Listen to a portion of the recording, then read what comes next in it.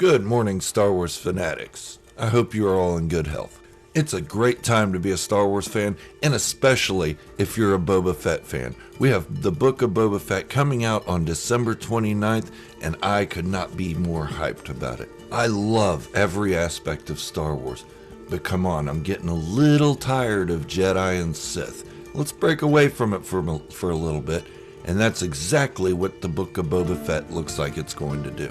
I mean, Luke Skywalker's a cool guy and all, but he doesn't need to be in everything.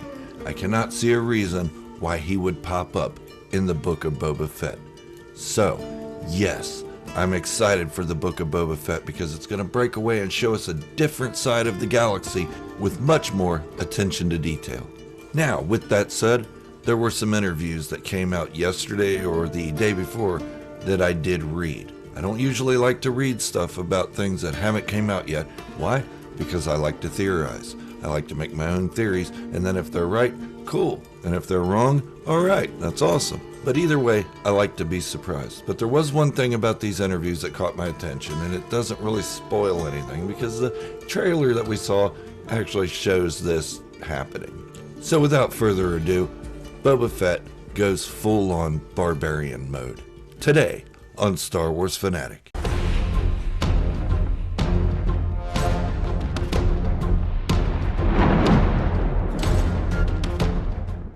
Before I continue, if you're new here, hit that subscribe button and turn on your notifications. Stay up to date on all my Star Wars content. And don't forget to leave the video a like or a dislike if you don't like what I do here. Okay, so on with today's topic.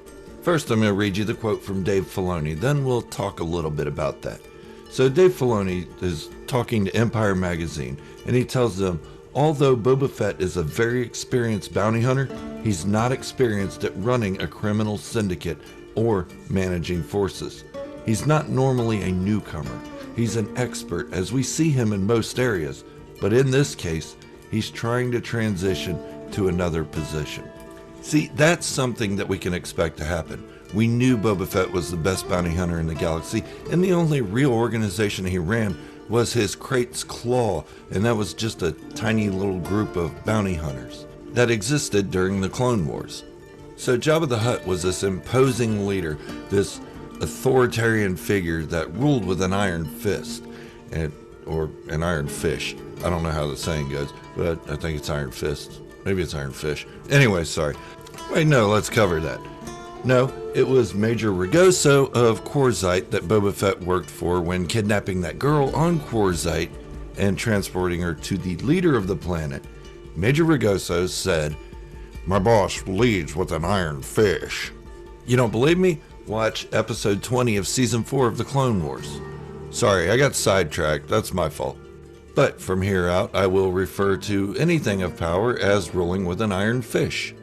Okay, so Jabba the Hutt dies, leaves this big power vacuum because he was such an imposing leader and he did rule with an iron fish. But look at it from a citizen standpoint. Okay, you got these citizens that are so used to being ruled by this imposing figure, this giant slug who had all these thugs that would carry out orders from him. Now, I'm not saying the entire populace is going to feel this way, but a lot of them sure do.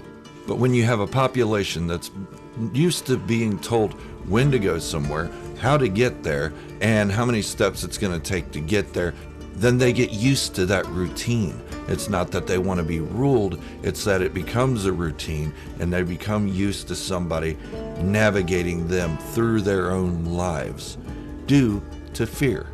Call it Stockholm Syndrome if you want, or call it just being organized. For example, I joined the Navy and I went to boot camp at Great Lakes in Illinois.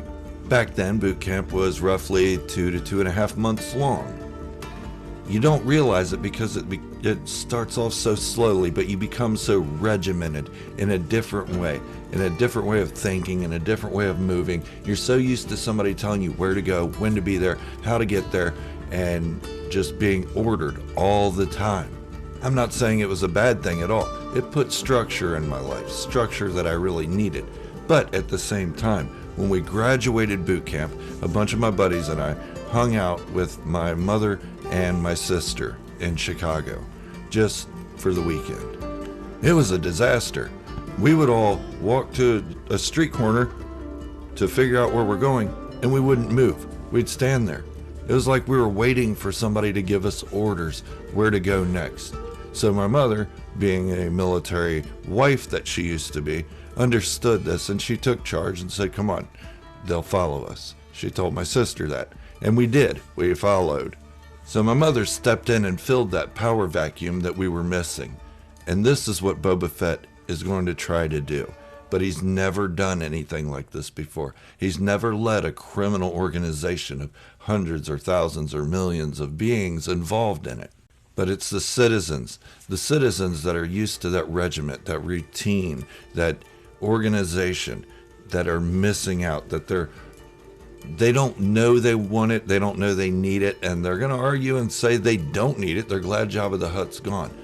But now what are they doing with their lives? It looks like it's just vacant. There's a vacancy on Tatooine. And Boba Fett said that Jabba the Hutt ruled with fear.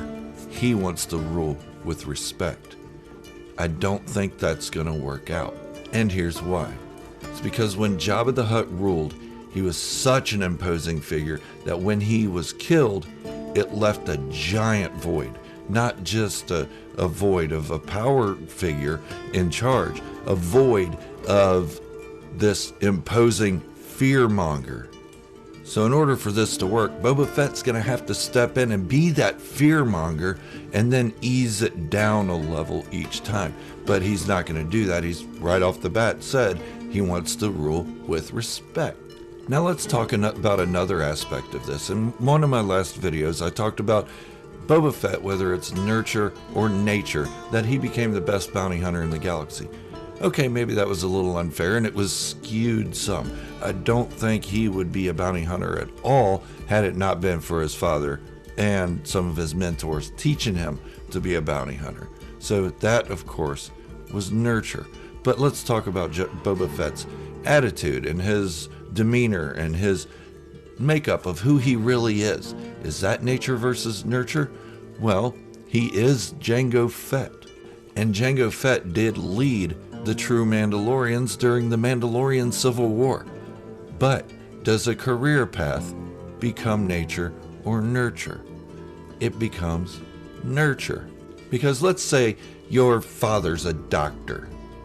Are you going to be a doctor when you grow up? Now, you might have the intelligence to become a doctor, but are you inherently going to become a doctor automatically? No, because you need training. You need lots of training to become that doctor. Jango Fett was trained to be a leader of the true Mandalorians by his mentor, Jaster Muriel. Boba Fett has not been trained to be a leader. I think he has what it takes to figure it out eventually, but during this power vacuum that Jabba the Hutt left, is he going to have time to figure it out? Or is he going to have to think on the fly and use some skills that he's never been trained in? And just because Jango Fett was a great leader to Mandalorians doesn't mean Boba Fett's going to be a great leader to criminals. But I do think this is going to give him experience. It's going to teach him the rights and wrongs of leadership, what to do, what not to do, what mistakes he made, learn from them. As he did as a bounty hunter, he learned very quickly how to become a great bounty hunter. So I'm sure he could learn how to become a great leader. But I don't think it's going to be over a criminal organization. Because when you think about it, in a criminal organization, there's always multiple people trying to topple you as the leader, wanting to take that power for themselves. And especially if you show you're a weak leader, you're not this strong iron-fisted guy that can just put the hammer down and crack skulls, which we know Boba Fett can, but is he going to have enough people following him to enforce those rules? Probably not. More of them are going to be like, okay, well, this guy just wants to rule with respect, not fear. All right, so let's try to take it away from him. But this is going to give him the experience he needs, because later on, he may be called up to lead the Mandalorians, which would be a whole nother ballgame. That'd be something completely different. You don't have to rule with an iron fist on the Mandalorian front. And no, I don't mean the Mandalorian People's Front or the People's Front of Mandalore. Sorry, I threw in a little bit of Monty Python humor there. But I do think Boba Fett is out of his element. I think leading a criminal organization is not in his DNA. It's not in his nature. It's more in his willpower that he wants to rule this. But he's going to realize this isn't the job for him. That he is meant for something bigger, something greater. And that would be ruling Mandalorians like his father did, with respect. So I'll start the campaign now. Boba Fett for Mandalore 2022. But what do you guys think? Let me know in the comments below. Am I way off base to your own theories? I'd love to hear from you and engage with you. And as always, if you are new to the channel, please hit that subscribe button, turn on your notifications, stay up to date on all my Boba Fett and Star Wars content. And give the video a like. And thank you for watching. And remember, this is the way, the only way.